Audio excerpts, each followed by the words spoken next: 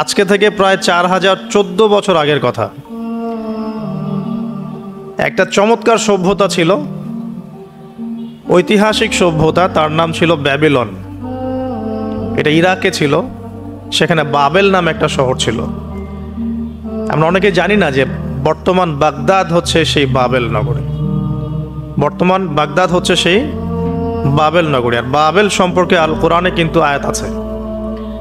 আল কোরআন এমন একটা কিতাব, বিস্ময়কর কিতাব, যেখানে সব কিছুই নাজিল করা হয়েছে।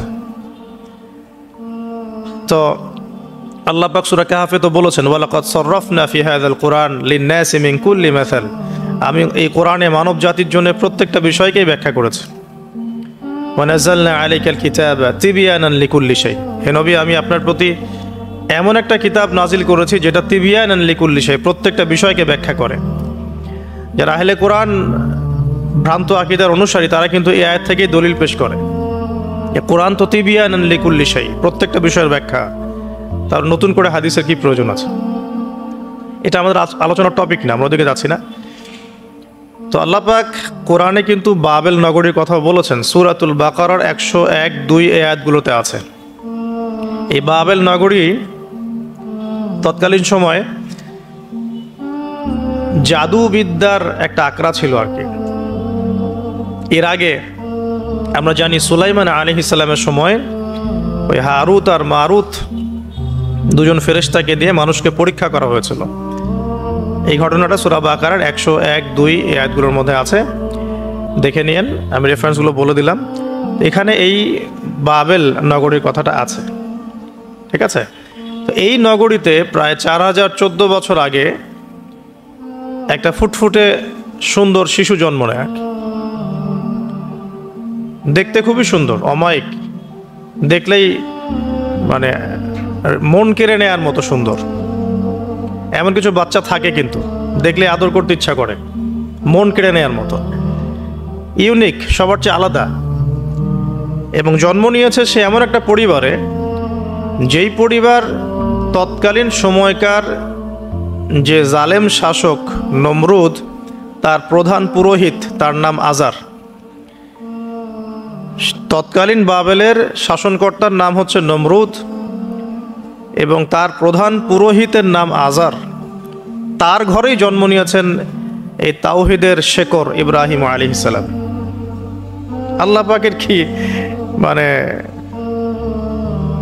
আল্লাহ পাক কি না করতে পারেন। যেখানেই আবু জেহেল, সেখানেই মুহাম্মদ সাল্লাল্লাহু আলাইহি ওয়াসাল্লামের জন্ম হয়। যেখানেই নমরুদ, সেখানে ইব্রাহিমের মতো মানুষ আসেন। যেখানেই ফেরাউন, সেখানে আবার মূসা আসেন।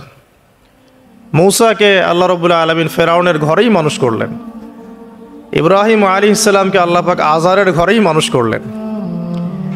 আজকে আমরা দেখি এরকম সিটি অফ আখিরুজ্জামানে কিছু কিছু দিনী বোন চেহারা না দেখানোর জন্য আন্দোলন করছে। চিন্তা করতে পারেন, যেখানে যত বেশি জাহেলিয়াত, সেখানে তত পাক্কা মুসল্লি জন্ম নেবে, মুমিন জন্ম নেবে ইনশাআল্লাহ। যেখানে যত বেশি জাহেলিয়াত, সেখানে তত শক্তিশালী মুমিনদের জন্ম হবে ইনশাআল্লাহ। তো এখন তৎকালীন নমরুদ যে সভ্যতার অধিবাসী ছিল, এই সভ্যতাটাকে আমরা বলি কালাডীয় সভ্যতা। এটাকে কালাদীয় সভ্যতা বলা হয়।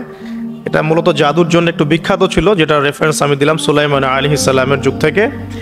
এখানে আজারের ঘরে জন্ম নিয়েছেন আমাদের নবীগণের পিতা, মুসলিম জাতির পিতা ইব্রাহিম আলাইহিস সালাম। সুবহানাল্লাহ। বলা বাহুল্য যে নমরুদ কিন্তু 400 বছর বেঁচে ছিল এবং 400 বছর হায়াত পাওয়ার পরে সে মনে করছিল যে সে কখনো মারা যাবে না। এরপরেই সে নিজেকে খোদা দাবি করা শুরু করেছে আর কি। এই বাচ্চা ছেলেটা বড় হতে লাগলো। যারা সমাজকে পরিবর্তন করে, তারা কিন্তু সমাজের স্রোতে গা ভাসায় না। নবী সাল্লাল্লাহু আলাইহি ওয়াসাল্লামের জন্মটা একটু মিলাই এটার সাথে। আমাদের নবীও ঠিক এরকমই একটা সমাজে জন্ম নিয়েছেন। ইব্রাহিম আলাইহিস সালাম যেমন জন্ম নিয়েছেন শিরকে ভরা সমাজে, চতুর্দিকে মূর্তি পূজা হচ্ছে, ইভেন তার বাসায় তার বাবা হচ্ছে মূর্তি পূজারীদের সর্দার, তার ঘরে তিনি জন্ম নিয়েছেন। ঠিক তেমনি রাসূল সাল্লাল্লাহু আলাইহি ওয়াসাল্লাম যে মক্কায় জন্ম নিয়েছেন, সেই মক্কা ছিল শিরকের আকড়া। সেখানে লাত, উজ্জা, হবল, মানাতের পূজা হতো, সুদ ছিল, জিনা ছিল, ব্যভিচার ছিল, মাদক ছিল, গোত্রীয় হানাহানি ছিল, নারীর অবমাননা ছিল। এরকম আইয়ামে জাহিলিয়াতেও নবী সাল্লাল্লাহু আলাইহি ওয়াসাল্লাম জন্ম নিয়েছেন। নবী সাল্লাল্লাহু আলাইহি ওয়াসাল্লাম, ইব্রাহিম আলাইহিস সালাম, দুজনের চেহারাও একরকম ছিল, দুজনের চেহারার গঠনটাও একরকম ছিল, দেহের গঠনও একরকম ছিল। মেরাজের রাতে নবী সাল্লাল্লাহু আলাইহি ওয়াসাল্লাম দেখে এসেছিলেন যে ইনি কে, যাকে দেখতে হুবহু আমার মতো লাগছে। জিবরাইল আলাইহিস সালাম বলেছেন, ইনি আপনার পিতা ইব্রাহিম আলাইহিস সালাম। সুবহানাল্লাহ। ঠিক তেমনি আমরা খেয়াল করে দেখি যে জীবনের যে চড়াই উতরাই, পারিবারিক জীবন, সামাজিক জীবন, হিজরতের জীবন, দিন প্রতিষ্ঠা ইত্যাদি, প্রত্যেকটা ডিপার্টমেন্টেও ইব্রাহিম আলাইহিস সালাম আর মুহাম্মদ সাল্লাল্লাহু আলাইহি ওয়াসাল্লামের মধ্যে একটা চরম মিল আছে। এটা আমরা আস্তে আস্তে এই গল্পের ভিতরে গেলে বুঝতে পারবো। আর এই কারণেই হয়তোবা আল্লাহ ভালো জানেন, এই কারণেই হয়তোবা আমরা যখন তাশাহুদের পর দরুদ পড়ি, আমরা দরুদের মধ্যে অন্য নবীর নাম নিচ্ছি না, আমরা মুহাম্মদ সাল্লাল্লাহু আলাইহি ওয়াসাল্লামের সাথে ইব্রাহিম আলাইহিস সালামের নাম নিচ্ছি। হতে পারে এটা একটা কারণ, আল্লাহ ভালো জানেন। এখন এরকম পরিবেশে বড় হতে লাগলেন ইব্রাহিম আলাইহিস সালাম। আমি একটু আগে বলেছি, যারা সমাজকে পরিবর্তন করে তারা কখনো সমাজের জাহিলিয়াতের স্রোতে গা ভাসায় না। মুহাম্মদ সাল্লাল্লাহু আলাইহি ওয়াসাল্লাম সমাজ পরিবর্তন করেছেন আইয়ামে জাহিলিয়াতকে মাত্র 23 বছরের ব্যবধানে, কিন্তু তিনি জাহিলিয়াতের সাথে গা ভাসান নাই।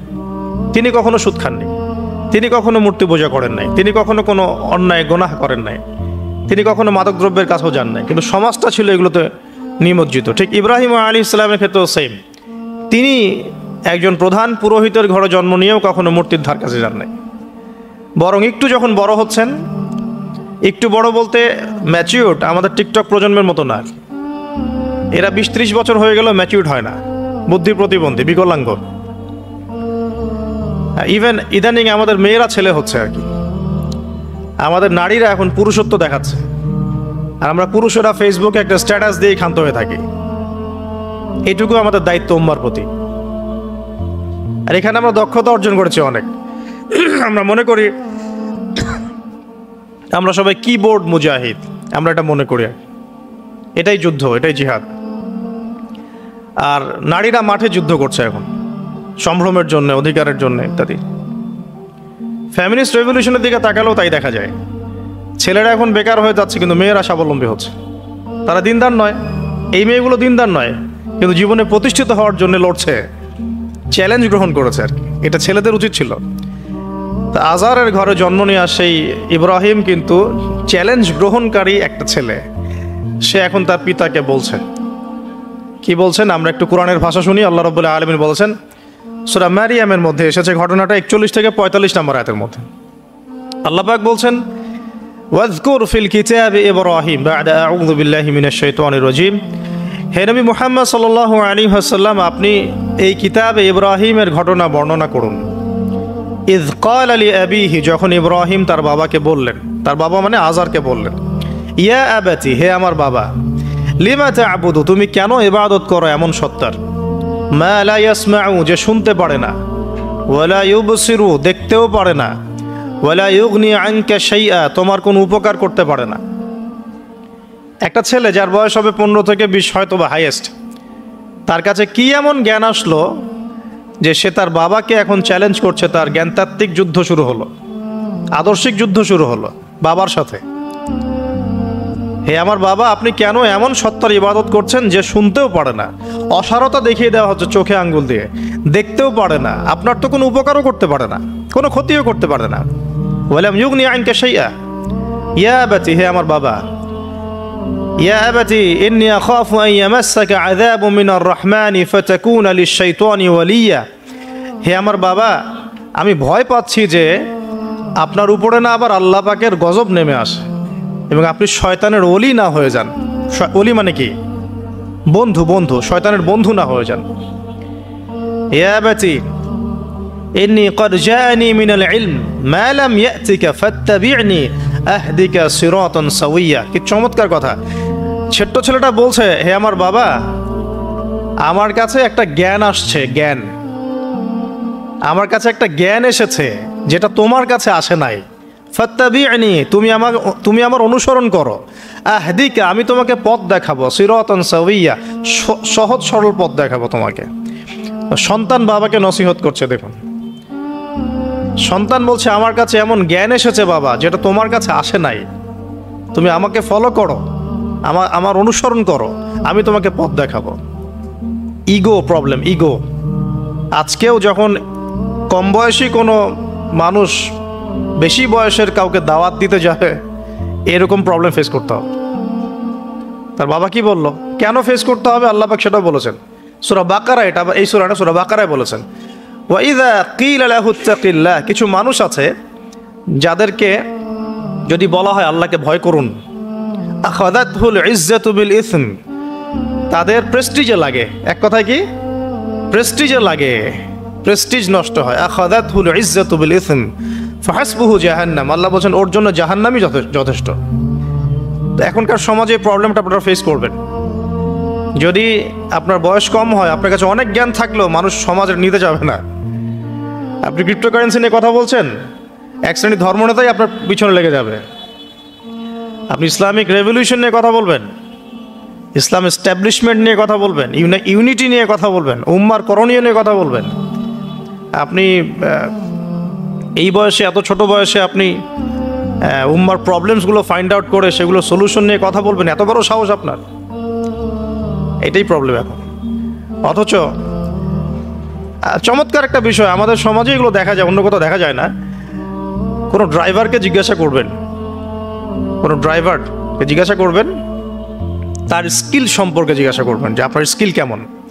একটা অ্যান্সার দিবে সে, আমি 10 বছর থেকে চালাই, বা 15 বছর থেকে চালাই, আমি 27 বছর থেকে গাড়ি চালাই। মানে তার এই বয়সটাই হচ্ছে স্কিলের মানে দলিল, সার্টিফিকেট। এখন এরকম চলছে দ্বীনি অঙ্গনেও, আমি 20 বছর থেকে ফতোয়া দিই, আমি 32 বছর থেকে ওয়াজ করি, আমি এই করি, আমি সেই করি। এই যে জাহির করা, আল্লামা তাকি উসমানী দায়ামাত বরাকাতু এবং তার যারা ছাত্ররা আছেন সারা উপমহাদেশে, স্পেশালি বাংলাদেশে, তাদের অনেকের সাথে আমি দেখা করেছি। তারা একটা নসিহত সবাই কমনভাবে করেন, দেখি নসিহতটা করেন যে কখনো নিজেকে জাহির করবা না, কখনো নিজেকে জাহির করবা না, তাহলে আল্লাহ তোমার এলেম কেড়ে নিবে। আর আমরা এখন দ্বীনি অঙ্গনে জাহির করার জন্য ব্যস্ত। আমি এত বছর থেকে এটা করি, আমি অত বছর থেকে করি, অথচ এটা কোনো দলিল নয়, এটা কোনো সার্টিফিকেট নয়। এত বছর থেকে বলার পরেও ভুল হতে পারে, যেটা ভুল হবে সেটা শুধরে নিতে হবে। আর নবী সাল্লাল্লাহু আলাইহি ওয়াসাল্লাম যায়েদ বিন হারেসা রাদিয়াল্লাহু আনহুকে একটা কাফেলার সেনাপতির দায়িত্ব দিয়েছিলেন যখন তার বয়স মাত্র 17 বছর। কত বছর? 17 বছর বয়সী একজন তরুণ সাহাবী যায়েদ ইবনে হারেসা রাদিয়াল্লাহু আনহু, তিনি নেতৃত্ব দিচ্ছেন এমন সাহাবীদের যেই সাহাবীরা তার চেয়ে বয়সে অনেক বড়। এমনকি এই অভিযান শেষ হওয়ার আগেই নবী সাল্লাল্লাহু আলাইহি ওয়াসাল্লাম ইন্তেকাল হয়। তার পরবর্তীতে আবু বকর সিদ্দিক রাদিয়াল্লাহু আনহু সেই অভিযান আবার চালানোর চেষ্টা করেন, আবার চালানোর জন্য মনস্থ করেন। তিনি আবার যায়েদ বিন হারেসা রাদিয়াল্লাহু আনহুকেই নেতৃত্ব দেন। এটা নিয়ে ওমর রাদিয়াল্লাহু আনহু তাকে কিছু কথা বলেন যে আপনি যায়েদ বিন হারেসাকে নেতৃত্ব দিচ্ছেন, বয়সে ছোট সাহাবী, তার পিছনে অনেক বড় বড় সাহাবী থাকবে, তারা তো তাকে নাও মানতে পারে, এটা কেমন হয়? বারবার তাকে ভেটো দিচ্ছেন। শেষমেশ আবু বকর সিদ্দিক রাদিয়াল্লাহু আনহু একটু রেগেই বললেন যে ইস্তা'মালাহু রাসূলুল্লাহ ওয়া আনতা তা'মুরুনি আন আনজি'হু, তাকে স্থলাভিষিক্ত করেছে স্বয়ং আল্লাহর রাসূল, আর তুমি এসে আমাকে বলছো আমি তাকে অপসারণ করব। সুবহানাল্লাহ। নবী সাল্লাল্লাহু আলাইহি ওয়াসাল্লাম যোগ্যতা দেখতেন মানুষের, কার যোগ্যতা কতটুকু আছে। তো ওইদিকে আমি ভিতরে ঢুকছি না। আমরা এখন সোশ্যাল অ্যাফেয়ার্সে যা দেখি যে আমরা যোগ্যতার চাইতে অন্যান্য বিষয়গুলোকে বেশি মূল্যায়ন করা শুরু করি, আর কি। এতে করে তরুণরা উঠে আসতে পারে না, তরুণদের জার্নি অনেক টাফ হয়। এবং যারা স্পেশালি জেনারেল ব্যাকগ্রাউন্ড থেকে দিনের দিকে আসার চেষ্টা করেন, তারা পদে পদে হতাশ হয়, তাদেরকে বুকে নেওয়ার মানুষ খুব কম থাকে। কেন জানি তাকে মানুষ কাউন্টার মনে করে, এনিমি মনে করে, অন্তর্দাহ সৃষ্টি হয়, জ্বালান হয়। হঠাৎ করে উড়ে এসে জুড়ে বসলো, উম্মার দায়িত্ব নিয়ে নিচ্ছে, কোত্থেকে আসলো এটা? এরকম একটা দৃষ্টিভঙ্গি আমরা দেখতে পারি আর কি। হয়তো কাম্য ছিল না এটা, বরং তরবারি যত আপনি শান দিবেন তত ধারালো হবে। তো শান দিবে কারা? যারা তরোয়াল চালাতে পারে তারাই। যারা চালাতে পারে তারা যদি তরোয়ালকে ভোতা করে দেয় তাহলে তো এটা দিয়ে আপনি জালেমের গর্দান কাটতে পারবেন না। তো যাই হোক, আমরা বেশি হাইথটের কথায় না যাই। আজার এখানে ছিলাম, দেখেন বাবাকে সন্তান উপদেশ দিচ্ছে। এবার বাবার উত্তরটা শোনেন। বাবা কেন গ্রহণ করলো না? বললাম প্রেস্টিজ ইস্যু। তুমি ছোট মানুষ হয়ে আমাকে এত বড় কথা বলো? হ্যাঁ, তখন বাবা বলছেন আনতা আরাগিবুন আনতা আন আলিহাতিনা ইয়া ইব্রাহিম, হে ইব্রাহিম তুমি কি আমাদের ইলাহগুলো, উপাস্যগুলো থেকে মুখ ফিরাচ্ছ? তুমি কি আমাদের উপাস্যগুলো থেকে মুখ ফিরিয়ে নিচ্ছ? আনতা আরাগিবুন আনতা আন আলিহাতিনা ইয়া ইব্রাহিম লা ইল্লাম তানতাহি, যদি বিরত না হও, ঠিক যেমন থ্রেট আমাদেরকে করা হয়, যদি বিরত না হও, লা ইল্লাম তানতাহি লা আরজুমান্নাকা রাহজান মালিয়া, তিনি বলছেন যদি বিরত না হও তাহলে তোমার মাথাটা পাথর দিয়ে মেরে ফাটিয়ে ফেলবো। আরজুমান্নাকা মানে রজম করবো। রজম মানে কি? যে কোমর পর্যন্ত গেথে পাথর মারা, বিবাহিত পুরুষ জেনা করলে যেটা শাস্তি হয়। আর লা ইল্লাম তানতাহি, যদি বিরত না হও, লা আরজুমান্নাকা রাহজান মালিয়া, দূর হও এখান থেকে বের হও হতভাগা, আমরা বলি না দূর হও এখান থেকে, ঠিক ওই রকম। যদি ফিরে আসো ভালো কথা, না ফিরে আসলে রজম করে দিব, মাথা ফাটিয়ে ফেলবো পাথর দিয়ে মেরে, এখান থেকে দূর হও হতভাগা। কাকে বলছে এটা? ইব্রাহিম আলাইহিস সালামকে। এবার তিনি খুব নরম সরম মানুষ, শান্তিকামী মানুষ, তিনি বলছেন ক্বালা সালামুন আলাইক। এই সালামুন আলাইক কথাটা শিখে নেবেন, জীবনে অনেক ক্ষেত্রে কাজে লাগবে। সালামুন আলাইক মানে আপনার উপর শান্তি বর্ষিত হোক। যখনই আপনি কলিউশন অ্যাভয়েড করতে চাবেন সালাম দিয়ে চলে আসতে হবে, সেটা পরিবারেও, সমাজেও, দিন প্রতিষ্ঠার ক্ষেত্রে। কেউ আপনাকে সমালোচনা করছে, গালিগালাজ করছে, গীবত তহমত করছে, আপনাকে নিয়ে এপিসোড বানাচ্ছে, এখন আপনি কি করবেন? প্রত্যেকটার কাউন্টার দিতে থাকবেন? তাহলে আপনার গোল নষ্ট হয়ে যাবে, আপনার গোল থেকে আপনি বিচ্যুত হয়ে যাবেন। এগুলো নিয়ে আপনাকে ব্যস্ত থাকতে হবে। তখন এগুলো নিয়ে উম্মাহ ব্যস্ত আছে বলেই এখন পর্যন্ত গোল অ্যাচিভ হয় নাই। আমরা এগুলো নিয়ে ব্যস্ত আছি বলেই এখনো গোল অ্যাচিভ হয় নাই। তো এই কারণে ইব্রাহিম আলাইহিস সালামের সুন্নাহ হচ্ছে সালামুন আলাইক, তোমাদের উপর শান্তি বর্ষিত হোক। হ্যাঁ, তবে যে জায়গাটাতে দালিলিকভাবে জ্ঞানতাত্ত্বিক যুদ্ধ করতে হবে সেটা করতে হবে, সেটা অন্য ইস্যুস। তো ইব্রাহিম আলাইহিস সালামকে পরিবার ছাড়তে হলো। পরিবার মানে তার মাকে ছাড়তে হলো, তার বাবাকে ছাড়তে হলো। তার কোনো অপরাধ আছে? ইব্রাহিম আলাইহিস সালামের কোনো অপরাধ আছে? না। এখন আমরা তো অনেক সময় মনে করি আমি তো নিরপরাধ, নির্দোষ, তাহলে আমার উপরেই কেন এরকম হচ্ছে?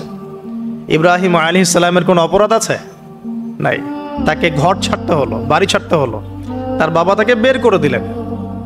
এখান থেকে লেসন নিয়ে নেন আজকের প্রথম লেসন, যে আপনি আমি যদি হকের উপর থাকি, সর্বপ্রথম বাধাটা পরিবার থেকে আসতে পারে। কারণ সবার পরিবার একরকম না। এখনকার মেজরিটি সংখ্যক পরিবারগুলোই জাহেল, একদম জাহেল, বস্তুবাদী, জানোয়ারের মতো। মানে খাও দাও, সেক্সুয়াল সম্পর্ক, বিয়ে শাদী, সন্তান, এর বাইরে কিচ্ছু চিন্তা করতে পারে না। দুনিয়া আর দুনিয়া, এর বাইরে কিচ্ছু চিন্তা করতে পারে না। ইল্লা মাশা আল্লাহ, কিছু পরিবার আছে এর বাইরে, তাদের কথা আলাদা। সবাই তো আর ছোটবেলা থেকে আধ্যাত্মিক পরিবার পায় নাই, দিনই পরিবার পান নাই। আর এটার পরিমাণ দিন দিন কমেই আসছে। ম্যাক্সিমাম পরিবার এখন জাহান্নামের টুকরা আর কি। আল্লাহ পাক পরিবারকে বলেছেন জাহান্নাম থেকে বাঁচাও, কু আনফুসাকুম ওয়া আহলিকুম নারা। এখন ওই পরিবারই হয়ে গেছে জাহান্নামের টুকরা। আপনি দিনের পথে চলতে চাইলে প্রথম হোঁচটটা পরিবার থেকে খেতে পারেন। এটা ইব্রাহিম আলাইহিস সালামের জীবনেও যেমন হয়েছে, মুহাম্মদ সাল্লাল্লাহু আলাইহি ওয়াসাল্লাম জীবনেও সেম। যে মিলাচ্ছিলাম কিভাবে, তার ক্ষেত্রেও সেম। চাচারা শত্রু না? চাচারা শত্রু, আশপাশের মানুষ শত্রু। চাচা এসে বাড়ির সামনে খড়কুটা ফেলে দিয়ে যায়, চাচি এসে ময়লা আবর্জনা ফেলে দিয়ে যায়, কেউ গালি দেয়, কত সমস্যা। যখন নিজের মানুষরা আপনার এগেনস্টে চলে যায় তখন মনটা ভেঙে যাবে, স্বাভাবিক। কারণ নিজের মানুষটা সারা দুনিয়া যদি আপনার বিপক্ষেও থাকে, কাছের কিছু মানুষ আপনার পক্ষে থাকে, তখন আপনি বাসাতে অ্যাটলিস্ট সিংহ, তখন বাসা থেকে এনার্জি নিয়ে বাইরে যুদ্ধ করতে পারবেন। কিন্তু বাহিরে সবাই মোটামুটি ধরেন যে আপনার পজিটিভ, তো বাসায় এসে দেখলেন যে বাসায় আপনার কোনো রকম অনুকূল পরিবেশ নাই, তখন বাইরে সিংহ হলে বাসায় বিড়াল হয়ে থাকতে হবে। তখন দেখেন ইব্রাহিম আলাইহিস সালামের জীবনে আর মুহাম্মদ সাল্লাল্লাহু আলাইহি ওয়াসাল্লামের জীবনে একটা স্পেশাল নেয়ামত ছিল, সেটা হলো স্ত্রীদের নেয়ামত। স্ত্রীদের নেয়ামত।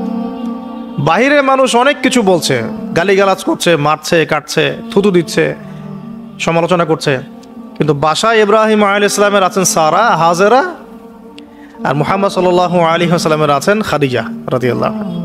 অ্যাটলিস্ট বাসায় আপনি একটা কি বলবো যে বড় একটা প্রশান্তির জায়গা আপনার বাসায় আছে। তো এটা একটা বড় নিয়ামত যেটা ইব্রাহিম আলাইহিস সালাম এখন হারালেন। কিভাবে? বাবা বাসা থেকে বের করে দিল। তো এখান থেকে বুঝতে হবে যে দিনের পথে চলতে গেলে প্রথম বাধা পরিবার থেকে আসতে পারে, তাই বলে তাদের সাথে কোনো রকমের দ্বন্দ্ব সংঘাতে যাওয়া যাবে না। সালামুন আলাইক, সালামুন আলাইক, তোমাদের উপর শান্তি বর্ষিত হোক। ইব্রাহিম বলছেন সালামুন আলাইক, হে বাবা আপনার উপর শান্তি বর্ষিত হোক। শুধু তাই না, আরও বলছেন আস্তাগফিরুল্লাকা রব্বি, আমি আপনার জন্য আল্লাহর কাছে ক্ষমা চাইব ইনশাআল্লাহ। ইন্নাহু কানা বি হাফিয়া, তিনি আমার প্রতি খুব মার্সিফুল, আশা করি তিনি আমার দোয়া কবুল করবেন। কিন্তু যখন তিনি জানতে পেরেছিলেন যে তার বাবা শিরকের উপর আছেন, আল্লাহ পাক মাফ করবেন না, সূরা তওবার মধ্যে আছে, তখন থেকে তিনি আর ক্ষমা চান নাই, বাবার জন্য ক্ষমা চান নাই। তো এবার ইব্রাহিমের সফর শুরু হলো, একাকিত্বের সফর। তার মানে একটা বিষয় এটাও শিখতে হবে, হকপন্থীদের সাথে আল্লাহর দেয়া একটা বিশেষ নিয়ামত হচ্ছে একাকিত্ব। হকপন্থীদের লাইফে আল্লাহ পাকের পক্ষ থেকে একটা বিশেষ অনুগ্রহ হচ্ছে একাকিত্ব। মানে একাকিত্ব কেন নিয়ামত বললাম? কারণ একাকিত্ব মানুষকে আল্লাহ চিনিয়ে দেয়। অনেক আলেম দেখবেন যারা জেল টেল খেটে বের হয়েছেন, তারা সবাই একটা কথা বলবেন, জেলখানায় আমরা আল্লাহকে চিনেছি। সব আলেমরা এই কথা বলে যারা ওখান থেকে বের হয়ে আসে। কারণ একাকিত্ব মানুষকে গভীরভাবে ভাবায়, আল্লাহকে পাওয়ায়, আল্লাহর কাছে দোয়া করতে শেখায়, মানুষকে বোঝায় যে আল্লাহ ছাড়া কেউ নাই সাহায্য করার। তো যারা হকপন্থী হয়, একাকিত্ব তাদের বরণ করতেই হয়। এটা মাথায় রেখে পথ চলতে হবে। ইব্রাহিম আলাইহিস সালাম পথ চলা শুরু করলেন। এবার কি হলো? তিনি কি বাসা থেকে বের হয়ে সেই এলাকা, ওই নমরুদের দেশ ছেড়ে চলে গিয়েছিলেন? উত্তর না। প্রথমে তিনি চলে যান নাই, প্রথমে তিনি ওই সমাজেই থেকেছেন, থেকে দাওয়াত দেওয়ার চেষ্টা করেছেন। তিনি ওই সমাজেই থেকেছেন, থেকে দাওয়াত দেওয়ার চেষ্টা করেন, ঠিক মুহাম্মদ সাল্লাল্লাহু আলাইহি ওয়াসাল্লামের মতোই। সমাজের মানুষ যখন নির্যাতন নিপীড়ন করছেন, তিনি কি শুরুতেই সমাজ ছেড়ে বের হয়ে চলে গেছেন?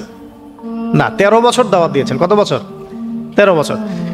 তো ইব্রাহিম আলাইহিস সালাম সমাজের মানুষকে দাওয়াত দেন। কিভাবে দেন? কোরআনে এভাবে ভাষা আসছে। আমি সূরাগুলোর নাম বলে দিই, আপনারা একটু চেক করে নিয়েন। সূরা আম্বিয়ার মধ্যে আসছে, সূরা সফফাতের মধ্যে আসছে, সূরা আনআমের মধ্যে আসছে। তো তিনি দাওয়াত দেন এভাবে যে ওয়াইজ ক্বালা ইব্রাহিম, যখন ইব্রাহিম বললেন লিআবিহি ওয়া কওমিহি, তার বাবাকে এবং তার কওমকে বললেন, মা হাযিহি তামাসিলুল্লাতী আনতুম লাহা আকিফুন, তোমরা এইসব কি মূর্তির উপাসনা করো, এদের চারপাশে ঘুরতে থাকো, কি সব করো?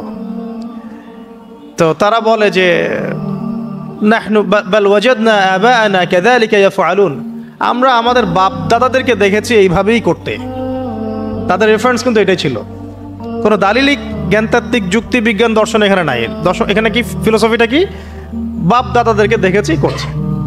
তো এটা দিয়ে আবার অনেক সময় বাংলাদেশে আবার একটা ট্রেন্ড চালু করা হয়েছে যে তোমরা দীর্ঘদিন 1200 বছর থেকে যে ইসলামটা ফলো করে আসছো ওটা ভুয়া, আমরা যেটা নতুন মডারেশন দিচ্ছি এটাই সঠিক। এই দলিল সেম না। এখানে অমুসলিমদেরকে দাওয়াত দেওয়া হচ্ছে। অমুসলিমরা বলছে যে আমরা বাপদাদাদেরকে দেখেছি যে তারা এভাবেই মূর্তি পূজা করতো, আমরা তাই করি। এটার সাথে কি হানাফি মাযহাবকে মিলাবেন আপনি? হ্যাঁ, হানাফি মাযহাব বাপদাদা থেকে চলে আসে, ভুয়া, নতুন যেটা দিচ্ছি এটাই সঠিক। আস্তাগফিরুল্লাহ। তো আমরা হাত চেঞ্জ করাটাকে এখন মনে করি হিন্দু থেকে মুসলমান হইলাম মনে হয়।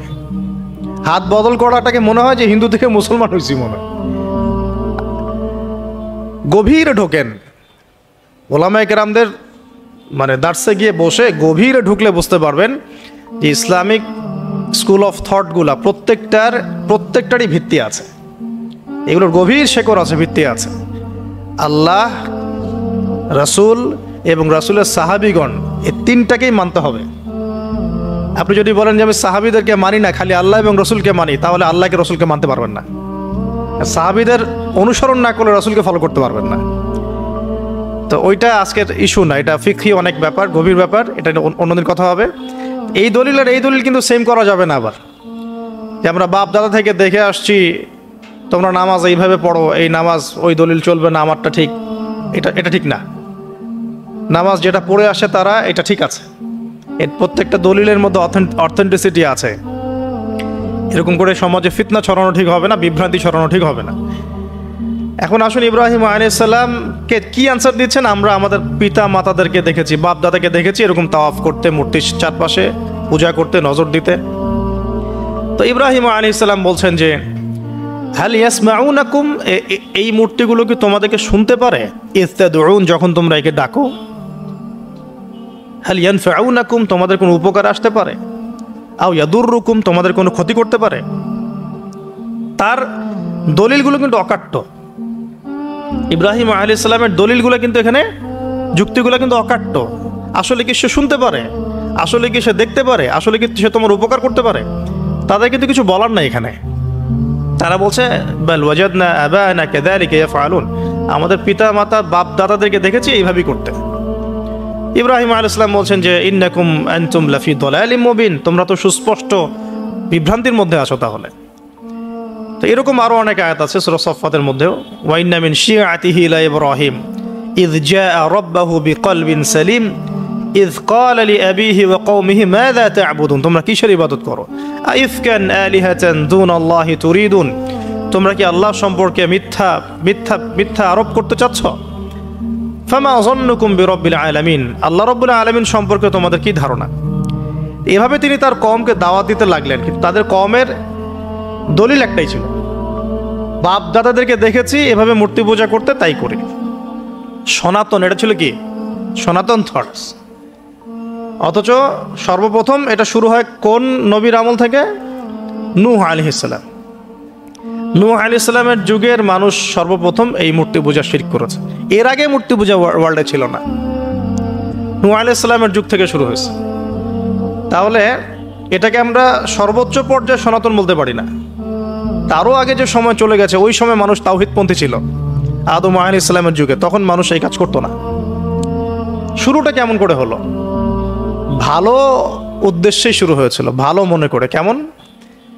যে মানুষ এরকম চিন্তা করে নিয়েছিল যে এই মানুষগুলো লাত, উজ্জা, হবল, ইয়াগুথ, ইয়াউক, নাসর, ইয়াগুথ, ইয়াউক, নাসর, এই ভালো মানুষগুলো আল্লাহর খুব নেককার বান্দা ছিলেন। তাদের স্ট্যাচু তৈরি করা যায়, তৈরি করলে কি হবে? এগুলোকে দেখলে আমাদের আগ্রহ জন্মাবে ইবাদত করার ব্যাপারে। এটা ছিল ওদের থটস। শয়তান এভাবেই তাদেরকে ইনফ্লুয়েন্স করেছিল আর কি, তারা তাই করলো। এই জেনারেশনটা যখন মারা গেল, পরের জেনারেশন যখন আসলো, তখন শয়তান ওদেরকে বোঝালো, ধরেন 100-200 বছর পরে বোঝালো যে ওরা খুব ভালো মানুষ ছিল, ওদের মূর্তিকে মসজিদের বাইরে না রেখে ভিতরে ঢুকিয়ে ফেলো, তাদেরকে সেজদা করতে হবে না, ভিতরে ঢুকিয়ে ফেলো, ইবাদতে মনোযোগ আসবে। পরের জেনারেশন এই কাজটাই করলো।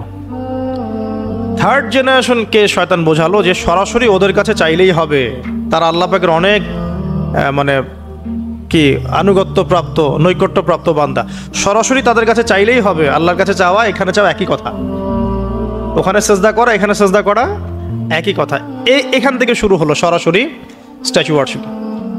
সরাসরি স্ট্যাচু ওয়ার্শিপিং এখান থেকে শুরু হয়েছে। তো আমরা আমাদের হিন্দু ভাই বোন যারা আছেন, আমাদের আশপাশে অমুসলিম ভাই বোন, তাদের প্রতি সম্মান রেখেই এই হিস্ট্রিগুলো পড়তে বলবো আর কি, এবং যুক্তি দর্শনগুলো খুঁজতে বলবো। আসলে কি তারা শুনতে পায়?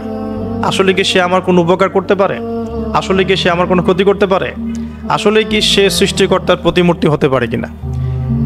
তো আমরা এটা আহ্বান জানাবো, আমরা কারো ধর্মীয় অনুভূতিতে আঘাত করব না। ইসলাম আমাদেরকে এটা শিখায় না। ইসলাম এটা শিখায় যে মানুষকে হিকমার সাথে, প্রজ্ঞার সাথে দাওয়াত দেয়া, যাতে করে তারা জাহান্নামের রাস্তা থেকে ফিরে আসতে পারে ইনশাআল্লাহ। এখন আসুন, আরও একটা দাওয়াত ইব্রাহিম আলাইহিস সালাম তার কওমকে দিলেন। সেটা কি? এবার এখানে সমাজের মানুষের সাথে ওই সমাজের ধর্ম নেতারাও ছিল। সমাজে কিন্তু কয়েক শ্রেণীর মানুষ থাকে, মানে সামাজিক নেতা, ধর্মনেতা, রাষ্ট্রনেতা। তো রাষ্ট্রনেতা পর্যায়ে এখনও ইব্রাহিম আলাইহিস সালাম যান নাই, এখন সমাজ নেতা আর ধর্মনেতা চলছে আর কি। এবার ধর্মনেতা আসলো, এসে ধর্মনেতারা তাকে বোঝানোর চেষ্টা করলো যে এই আসমানের তারা, চাঁদ, সূর্য, প্রকৃতি, গাছপালা, এগুলো ইলাহ, এগুলোর ইবাদত করা যায়। এই ঘটনা আল্লাহ রাব্বুল আলামিন সূরা আনআমের মধ্যে বলেছেন।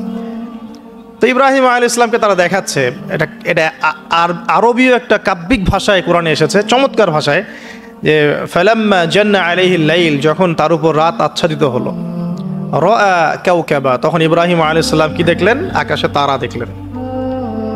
ঠিক আছে, তারা দেখলেন। মূর্তি পূজার এখানেই আছে, ধর্মনেতারাও এখানেই আছে। তো তিনি বলছেন হাযা রব্বি, এটা আমার রব। ফালাম্মা ফালা, যখন তারকাগুলো অস্তমিত হলো, ক্বালা লা উহিব্বুল আফিলিন, আমি তো অস্তমিত যাওয়া জিনিসকে পছন্দ করি না। রব তো অস্তমিত যাবে না, এখানেও যুক্তি লাগবে, তো আমার ফিলোসফি লাগবে, আমার এখানে দর্শন লাগবে, এখানে তো আমাকে মানে প্রজ্ঞা দিয়ে বোঝাতে হবে। এটা তো অস্তমিত হয়ে গেল, এটা তো রব হতে পারে না। ফালাম্মা রাআল কামারা বাযিগান, যখন সে চাঁদকে দেখলো জলজল করছে একদম। আর এখনকার চাঁদ দেখা আগের চাঁদ দেখা তো এক না, এখন তো আমরা চাঁদের আলোই খুঁজে পাই না, তখনকার চাঁদ তো অন্যরকম। বাযিগান মানে জলজল করছে। তখন তিনি বললেন হাযা রব্বি, এটা আমার রব। তখন ফালাম্মা ফালা, যখন এটাও অস্তমিত হয়ে গেল, তিনি বলছেন লাইল্লাম ইয়াহদিয়ানি রব্বি লাকুনান্না মিনাল কওমিদ দাল্লিন, আল্লাহ যদি আমাকে হেদায়েত না দেন তাহলে আমি এই দল্লিনদের অন্তর্ভুক্ত হয়ে যাব। ইব্রাহিম আলাইহিস সালাম বলছেন ফালাম্মা রাআ শামসা বাযিগাতান, যখন এবার সূর্যকে দেখলেন দিনের বেলা, এটা তো আরো বড়। হাযা রব্বি হাযা আকবার, এটা আমার রব, এটা সবচেয়ে বড়। হাযা আকবার, এটা সবচেয়ে বড়। ফালাম্মা আফালাত, এটা যখন অস্তমিত হয়ে গেল, তখন তিনি বলছেন এই কথাটা যে ইয়া কওমি ইন্নী বারিউম মিম্মা তুশরিকুন, হে আমার কওম, তোমরা যেগুলোকে দিয়ে আল্লাহর সাথে শরিক করছো, এখান থেকে আমি আমার চেহারাকে ফিরিয়ে নিলাম। সুবহানাল্লাহ। তখন তিনি এই কথাটা বলেন ইন্নী ওয়াজ্জাহতু ওয়াজহিয়া লিল্লাযী ফাতারাস সামাওয়াতি ওয়াল আরদা হানিফাও ওয়া মা আনা মিনাল মুশরিকিন, আমি আমার চেহারাকে ফিরিয়ে নিচ্ছি এই আসমান সমূহ এবং জমিনের সৃষ্টিকর্তার দিকে, এবং আমি মুশরিকদের অন্তর্ভুক্ত নই। ইন্না সলাতি ওয়া নুসুকি ওয়া মাহইয়ায়া ওয়া মামাতি লিল্লাহি রাব্বিল আলামিন, আমার সালাত, আমার কুরবানি, আমার স্যাক্রিফাইস, আমার জীবন, আমার ফুল লাইফ, আমার মৃত্যু, সবকিছু কার জন্যে? জগৎসমূহের প্রতিপালক আল্লাহর জন্যে। লা শারীকা লাহু, তার কোনো শরীক নাই। ওয়া বিযালিকা উমিরতু, এই একনিষ্ঠভাবে তার ইবাদত করার জন্যই আমি আদিষ্ট হয়েছি। ওয়া বিযালিকা উমিরতু ওয়া আনা মিনাল মুসলিমিন, এবং আমি মুসলিমদের অন্তর্ভুক্ত। এই শুরু হলো এবার পুরো স্পষ্টভাবে তাওহীদের ঘোষণা দেয়া। তবে ইব্রাহিম আলাইহিস সালামের এক একটা পদক্ষেপ কি যৌক্তিক না, বৈজ্ঞানিক না, এবং অকাট্য প্রমাণ আছে না, এগুলোকে কিন্তু ভেদ করতে পারছে না তারা। এবার ইব্রাহিম আলাইহিস সালাম চিন্তা করলেন তারা এবার উচিত শিক্ষা দিতে হবে। তবে আগে বলেন এই যে উচিত শিক্ষাটার কথা বলছে, এটা আবার আপনারা খবরদার ভুলেও কোথাও দিতে যায়েন না, ঠিক আছে? এটারও সময় আছে। ইব্রাহিম আলাইহিস সালামের সাথে নবী সাল্লাল্লাহু আলাইহি ওয়াসাল্লামের জীবনের মিলের কথা বলছিলাম। নবী সাল্লাল্লাহু আলাইহি ওয়াসাল্লাম মক্কা বিজয়ের আগে কি কখনো মূর্তির গায়ে হাত দিয়েছেন কিনা বলেন? দিয়েছেন না? যখন মক্কা বিজয় হয়ে গেছে, পুরো স্টেটই আপনার, অথরিটি আপনার, তখন আপনি আপনার অ্যাকশন নিতেই পারেন, সেটা আপনার ব্যাপার, তখন আপনি কি করবেন? মুহাম্মদ সাল্লাল্লাহু আলাইহি ওয়াসাল্লাম কাবা ঘরে ঢুকে তখন মূর্তি ভেঙেছেন এবং বলেছেন ওয়াকুল জাআল হক ওয়া যাকাল বাতিল ইন্নাল বাতিলা কানা যাহুকা, তাই না? তো ইব্রাহিম আলাইহিস সালাম এবার শিক্ষা দেওয়ার চিন্তা করছেন। তিনি বলছেন যে যখন এরা মেলাতে যাবে, ওই উৎসবে যাবে, তখন আমি এদেরকে দেখে নিব। এটাও কোরআন চমৎকারভাবে বলেছে যে ইয ক্বালা লিআবিহি ওয়া কওমিহি মাযা তা'বুদুন আইফকান আলিহাতান দুনাল্লাহি তুরিদুন ফামা যান্নুকুম বিরাব্বিল আলামিন। হ্যাঁ, ফারাগা ইলা আলিহাতিহিম ফাকালা আলা তা'কুলুন। ইব্রাহিম আলাইহিস সালাম এবার যখন ওরা মেলায় চলে গেছে, যাওয়ার আগে আবার ইব্রাহিম আলাইহিস সালাম বলছিলেন যে ইন্নী সাকিম, আমি হচ্ছি অসুস্থ। আমি কি অসুস্থ? নাযারা নাযরাতান ফিন নুজুম, ইব্রাহিম আলাইহিস সালাম রাতের বেলা আকাশের দিকে তাকালেন একবার, তাকিয়ে ওদেরকে বললেন যে ইন্নী সাকিম, আমি অসুস্থ। এটা কৌশল, আমি অসুস্থ, এটা কৌশল। তো এই কৌশল আবার সব জায়গায় খাটাতে যায় না আর কি। তো এবার যখন তারা চলে গেল, ফারাগা ইলা আলিহাতিহিম ফাকালা আলা তাকুলুন, এবার তিনি ওই মূর্তি গৃহ যেটা ওদের, ওখানে ঢুকে বলছেন যে আলা তাকুলুন, তোমাদের কি হলো, খাচ্ছ না কেন? কাদেরকে বলছে এই কথা? মূর্তি, খাচ্ছ না কেন? মা লাকুম লা তানতিকুন, কি হলো, কথা বলছো না কেন? এবার ফারাগা আলাইহিম দরবাম বিল ইয়ামিন, এবার ইয়ামিন মানে ডান হাত, ডানাতে যা পেয়েছিলেন আর কি, তা দিয়ে সবগুলোকে ভেঙে চুরমার করে ফেলছে। ব্যাস, এবার ওরা যখন আসলো এসে বলছে যে আনতা ফাআলতা হাযা বিআলিহাতিনা ইয়া ইব্রাহিম, হে ইব্রাহিম তুমি কি আমাদের উপাস্যদের সাথে এই কাজ করেছো? ইব্রাহিম বলছেন লা বাল ফাআলাহু কাবীরুহুম হাযা, বরং এই বড়টা এই কাজ করছে, এর মধ্যে সবচেয়ে বড় যেটা আছে এই ব্যাটার কাজ, আমি করি নাই, আমি তো করি নাই। তখন ওরা তো এটা তো হতভম্ব হয়ে গেল, যে সে বলছে যে তুমি তো জানো, তুমি তো খুব ভালো করেই জানো যে তারা কথা বলতে পারে না, নড়াচড়া করতে পারে না, কিছুই করতে পারে না। তখন তিনি বললেন তাহলে তোমরা কেন এমন ইলাহের উপাসনা করো যে কথাও বলতে পারে না, শুনতেও পারে না, দেখতেও পারে না, তোমার উপকারও করতে পারে না, ক্ষতিও করতে পারে না। কিন্তু এবারও কিন্তু যুক্তি নাই কোনো, তাদের কাছে কোনো দলিল নাই, কোনো প্রমাণ নাই, কোনো যুক্তি দর্শন কিচ্ছু নাই। এবার শুরু হলো জুলুম। জালেমের কাজ কি? যুক্তি, জ্ঞান, দর্শন, বিজ্ঞান এগুলো দিয়ে যখন পরাস্ত, এগুলো দিয়ে পারছি না, এবার পেশি শক্তি। এবার কি? পেশি শক্তি। ব্যাস, এবার পেশি শক্তি। ইব্রাহিম আলাইহিস সালামকে নিয়ে যাওয়া হচ্ছে নমরুদের দরবারে। এবার চলো, এবার তোমার আজকে খবর আছে। এবার পুরো রিমান্ড হবে 7 দিনের। একদিন রিমান্ড হলেই অবস্থা খারাপ হয়ে যাওয়ার কথা। ইব্রাহিম আলাইহিস সালামকে এবার নিয়ে যাচ্ছে ধরেন নমরুদের কাছে, কি যে হবে আল্লাহ ভালো জানেন। ইব্রাহিম আলাইহিস সালাম যখন যাচ্ছেন তখন কি তিনি জানতেন যে আল্লাহ পাক তাকে আগুন থেকে বাঁচাবেন? এই ঘটনা যে ঘটবে তিনি কি জানতেন? আচ্ছা, আমরা না হয় জানি যে এমনটা হয়েছিল, ইব্রাহিম আলাইহিস সালাম ওই সময় তো আর জানতেন না যে কি হতে যাচ্ছে। তার মানে তার ওই সময় তার ইমানের তেজ, তার স্থিরতা, ইস্তেকামা এবং তাওয়াক্কুল কত বেশি ছিল। তাকে নিয়ে যাওয়া হচ্ছে। এবারে নমরুদের সামনে দাঁড় করিয়ে নমরুদ এবার একটু মজা নিয়ে জিজ্ঞাসা করলো যে কে তোমার রব? ওই কবরের প্রশ্ন করার মতো, মান রব্বুক, তোমার রব কে? তো ইব্রাহিম আলাইহিস সালাম বলছে রব্বি আল্লাযী ইউহয়ী ওয়া ইউমীত, আমার রব তিনি যিনি জীবন দেন মৃত্যুও দেন। এবার নমরুদ বলছে ক্বালা আনা উহয়ী ওয়া উমীত, আমি তো জীবন দিই আর মৃত্যু দেই। কিভাবে? একজন এই যাবজ্জীবন প্রাপ্ত আসামিকে ডেকে নিয়ে ছেড়ে দিল, দিয়ে বললো যে জীবন দিলাম। আর একজন আসামিকে ডেকে তৎক্ষণাৎ মৃত্যুদণ্ড দিয়ে মৃত্যু দিলাম। তো ইব্রাহিম দেখলেন আলাইহিস সালাম এ তো মোটা বুদ্ধির মানুষ, কারণ যে যত বড় জালেম হয় তার বুদ্ধি তত মোটা হয়, কিন্তু এটা মাথায় রাখবেন। ফেরাউনের মতো জুলুম মানুষের বুদ্ধি লোপ করে দেয়, আর শিরক মানুষের মধ্যে ভয় সঞ্চার করে। যখন আপনি শিরক করতে থাকবেন মনে খুব ভয় কাজ করবে। এবং মুশরিক বাহিনী কখনো ইসলামের বিজয় লাভ করতে পারে নাই। যে মুসলিম সেনাবাহিনীর মধ্যেও শিরক ছিল না, ওরা যুদ্ধের মাঠে পরাজিত হয়ে গেছে। ইতিহাস ঘাটবেন, মুসলিম যে সেনাবাহিনীর মধ্যে শিরক ছিল ওই সেনাবাহিনী পরাজিত হয়ে গেছে। আবার অল্প গুটি কয়েক সেনাবাহিনী তারা তাওহীদপন্থী ছিল, তারা জয়লাভ করেছে। ইতিহাস ঘেটে দেখবেন। তো জুলুম কি করে? বুদ্ধি লোপ পায়। নমরুদের বুদ্ধি লোপ পেয়ে গেল।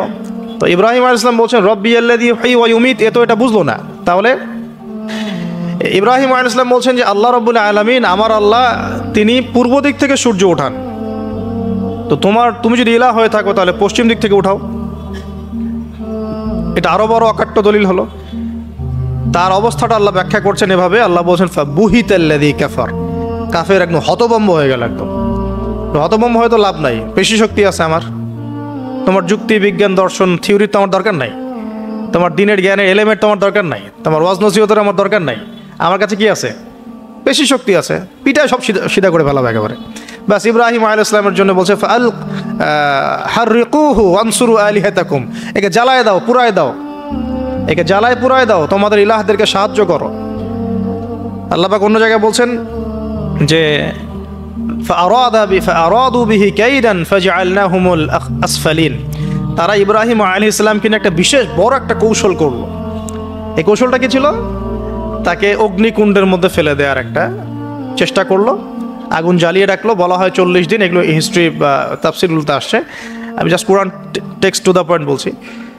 তো আগুন দাউ দাউ করে জ্বলতে লাগলো, ওই ব্যাবিলন ওখানকার সব মানুষ দেখছে বিষয়টা।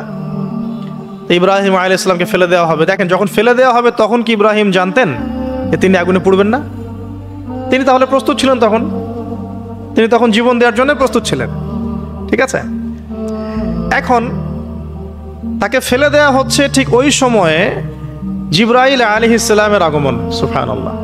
তিনি এসে বলছিলেন যে আমার কাছে কোনো হাজত আছে নাকি আপনার?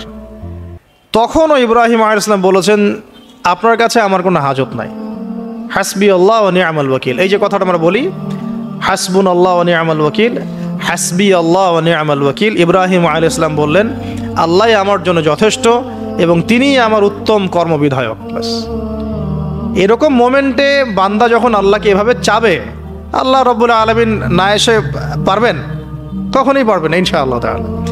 তখন আল্লাহ রাব্বুল আলামিনের আদেশ চলে আসলো, ইয়া নার, হে আগুন, কুনি বারদান ওয়া সালামান আলা ইব্রাহিম, ইব্রাহিমের জন্য ঠান্ডা হয়ে যাও, শীতল ঠান্ডা হও, মানে খুব শীতল না, আবার আরামদায়ক শীতল ঠান্ডা হয়ে যাও। সুবহানাল্লাহ। এভাবে আল্লাহ রাব্বুল আলামিন ইব্রাহিম আলাইহিস সালামকে অগ্নি পরীক্ষা থেকে বাঁচালেন।